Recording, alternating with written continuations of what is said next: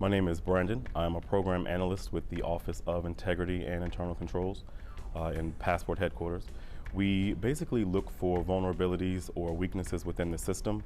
So anytime you have a weak process or a process that makes it easier for someone to commit fraud, we try to investigate that and correct the situation.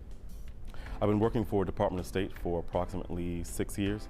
I started in 2007 as a passport specialist, and then in 2013 I was promoted to a program analyst with Integrity Internal Controls. As a passport specialist, you are basically ensuring that someone is entitled to a passport.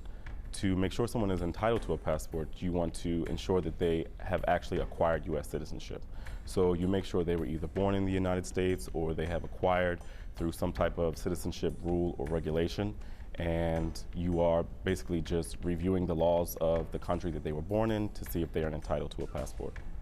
The skills that I learned as a passport specialist that led me to be a program analyst were probably skills dealing with analyzing documents, reviewing documents.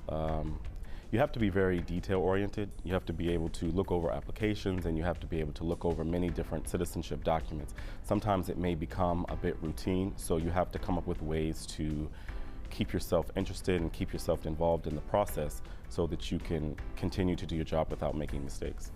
To anyone who's thinking about being a passport specialist, I would say no matter what your background is, no matter what your first language is, no matter where you're from, don't feel shy about the process or don't be intimidated about applying to become a passport specialist. I would say that if you are going to school for any type of investigation or political science or law or anything to that degree, foreign policy, you would probably be interested in being a passport specialist.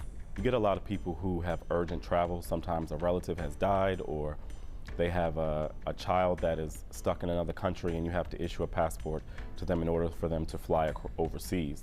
So those are typically the situations that are most memorable because the people are very grateful and everyone's just very excited to be a part of the process. I'm not sure what my next adventure will be with the Department of State.